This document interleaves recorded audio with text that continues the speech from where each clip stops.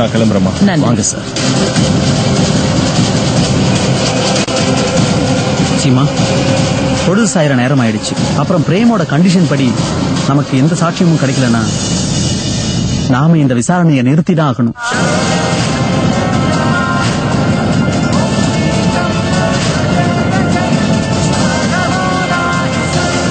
நீங்க கவலைப்படாதீங்க அம்மா, அத நான் பாத்துக்கிறேன். எனக்கு தெரியும் சீமா, நாம இந்த மாதிரி தோல்வியை ஏற்கக்கூடாது. ஆனா இப்ப நம்ம கிட்ட வேற எந்த ஆப்ஷனுமே இல்ல.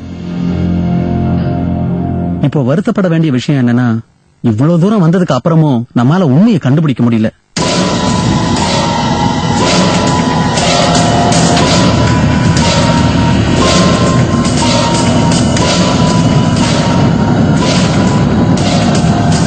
போலாமா?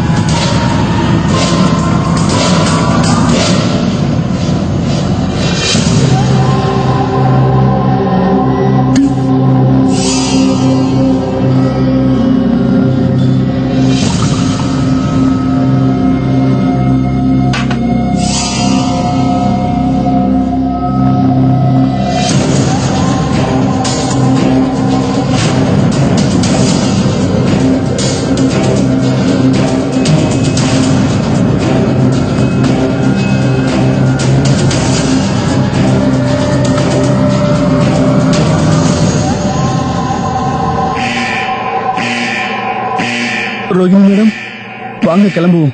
இது ராய் பகதூர் சாருடைய சிக்னல். வெளியே எந்த ஆபத்தும் இல்ல, வாங்க போலாம்.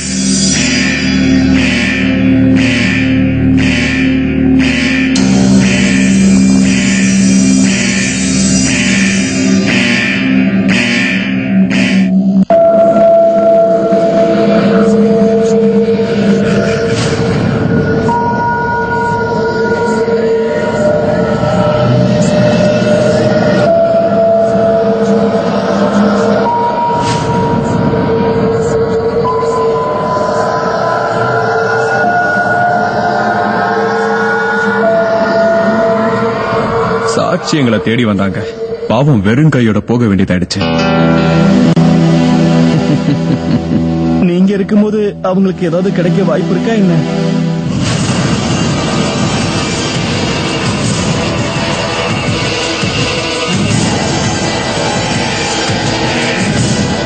ரோகிணி மேடம், அவங்க தேட ஆரம்பிச்சிட்டாங்க.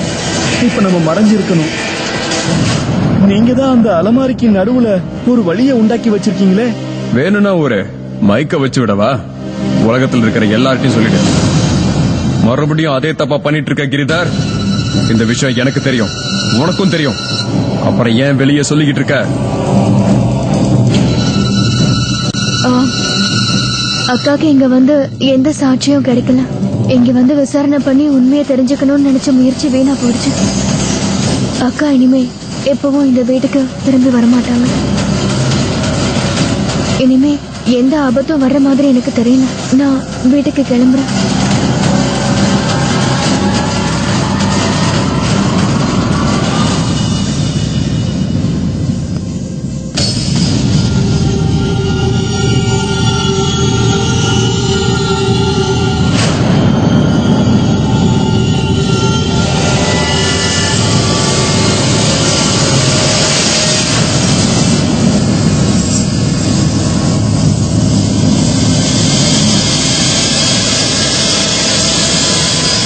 நீ ஒரு விஷயத்தை மறந்துட்ட.